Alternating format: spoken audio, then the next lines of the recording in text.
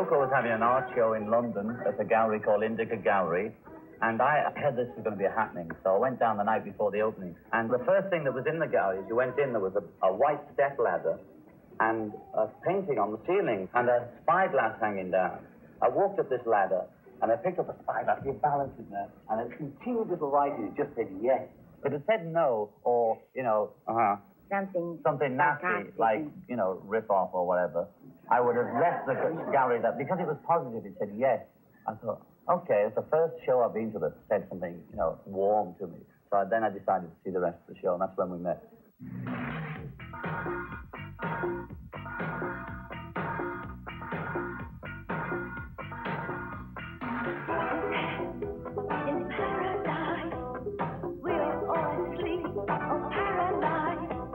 I don't believe in the war industry. I believe in the peace industry. And most of us are now thinking about war. The people who want to have war is thinking about war, and the peaceniks are thinking about war because they don't want to have war, you know. So with all that, we're all thinking together in unison about war. So why can't we be focused on the peace? Montreal is unite. Get up on the hill and peace it. And also, you come now. That's a great one. Everybody's talking about planet Earth, rebirth, United Nations, good relations, space station, starvation, radiation, salvation, education, liberation. Oh! All we are saying is give peace a share. All we are saying. As long as the war industry is more profitable, more viable, we're always going to have war. And we have to understand that. And the war industry people are really together, you know, right? All right, let's go and kill, you know? And the peace industry people are all like so opinionated, and they have such preference and ideas about what is perfect and what is good. They're all perfectionists, you know? So they hate each other and they criticize each other, and they're not together at all. And my feeling is that in the peace industry, you have to become more generous to each other, caring about each other, and allowing people to be different from you. You know, the difference is fine. My world is gone. Find myself standing alone.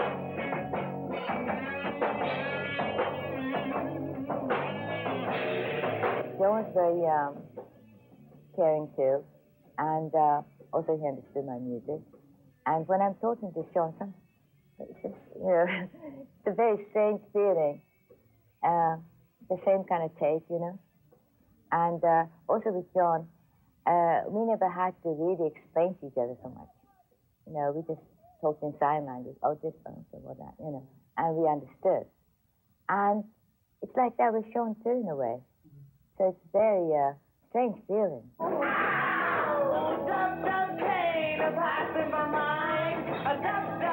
He's very quick to learn, and also, well, you know, he has a kind of intelligence that is the kind of intelligence that maybe John and I didn't have even, you know.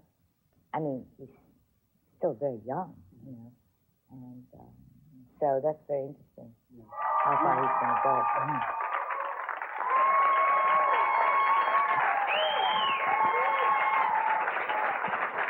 I think when you signed with the Beastie Boys, you made it clear that you would still want to play with Thibaut Marot, but also with your mother. Why? Right, it's in my contract. Yeah. So why is it important for you to still play with your mother?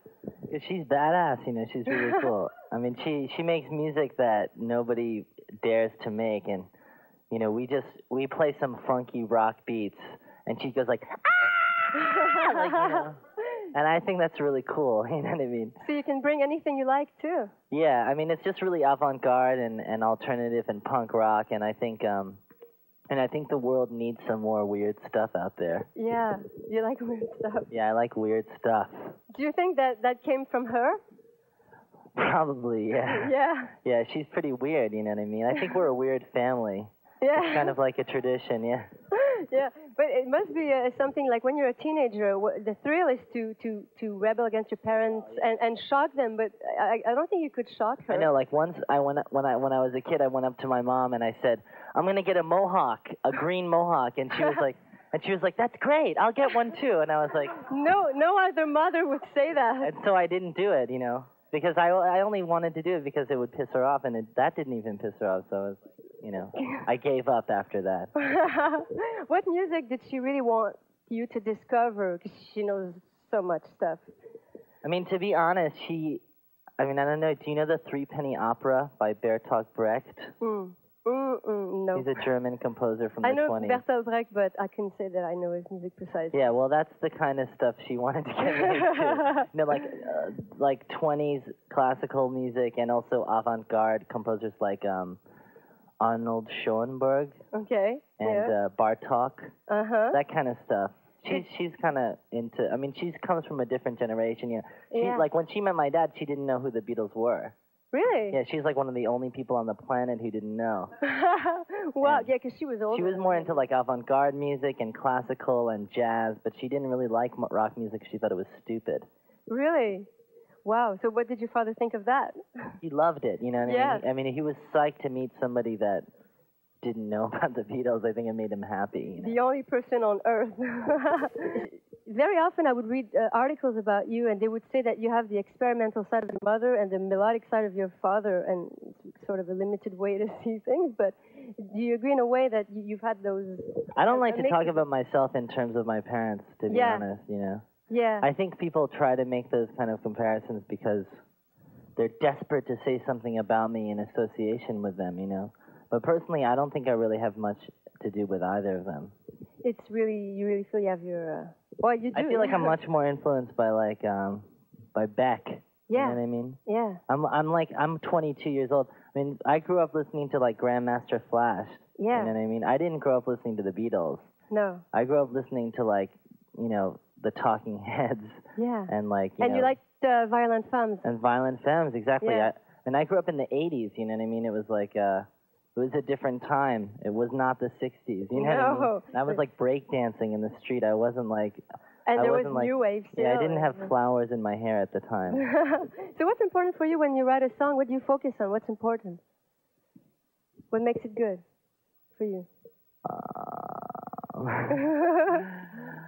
What do you focus on? I try to focus on the soul of the song. Like if there's some kind of meaning to it, I try to make sure that I kind of accentuate that meaning, you know, whatever it is. No, that's very abstract. I'll try to translate that, see how it goes.